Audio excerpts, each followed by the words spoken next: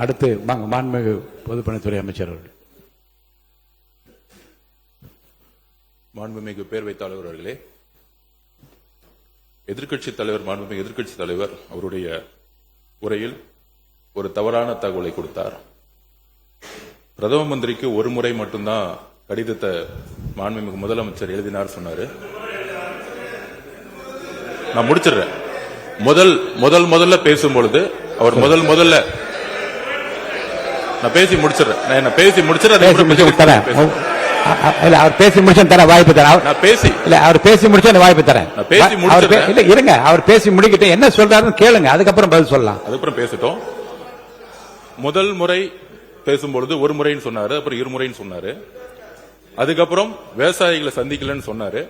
ஒரு தகவல், இன்றைக்கு மதியம் டெல்டா உடைய அனைத்து விவசாய சங்கத்திலே நீர்வளத்துறை அமைச்சராக இருக்கட்டும், பொதுப்பணித்துறை அமைச்சர் மூத்த அமைச்சர்களை முதலில் சந்திக்க சொல்லி இன்று மதியம் 3:30 மணி அளவில் சந்திக்க ஒரு நிமிஷம் ஒரு தகவலை கொடுக்கிறோம். ஒரு நிமிஷம்.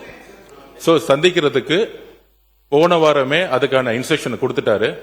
நம்பர் 1 பாயிண்ட், எதிர்க்கட்சி தலைவரை பார்த்து ஒரே ஒரு கேள்வி கேட்கிறேன், அதுக்கான விளக்கத்தை இங்க பதிவு செய்யணும்.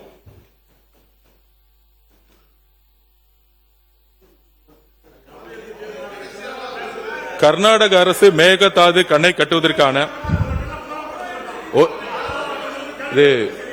அதாவது என்ன கொஞ்சம் பேச விடுங்க. ஏன்னா எதிர்க்கட்சி தலைவர் கேட்டதுக்கு ஒரு பதில் மட்டும் நான் கேட்கணும். அவர்கிட்ட ஒரே ஒரு கேள்வி கேட்டுக்கிறேன்.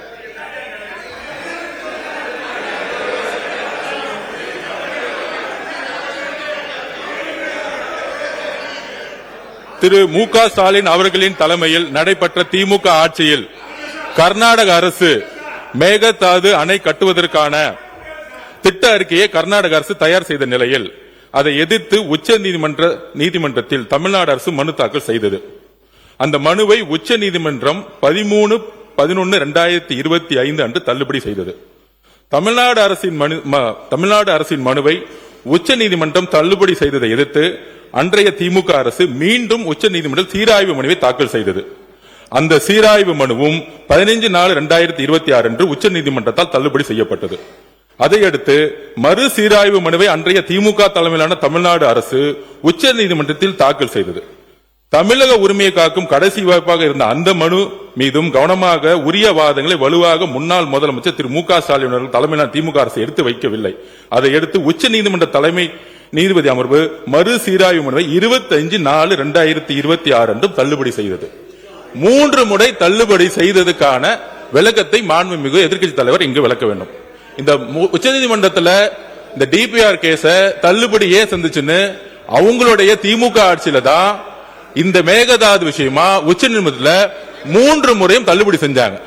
அது எதனால தள்ளுபடி செஞ்சு எதிர்க்கட்சி தலைவர்கள் சொல்லட்டும். நாங்கள் புதிய அரசை எங்களுடைய மாண்புமிகு முதலமைச்சர் வந்திருக்கோம். 3 முறை உச்ச நீதிமன்றத்தில் திமுக தலைமை அரசு மேகதாது அப்பீல ஏன் தோத்தாங்கிறத எதிர்க்கட்சி தலைவர் சொல்லட்டும். ஒருத்தர் அவங்க பேச போறாங்க. மாண்புமிகு உறுப்பினர் உட்காருங்க, அவங்க பேசிட்டாங்க. யாராவது ஒருத்தர் பேசுங்க.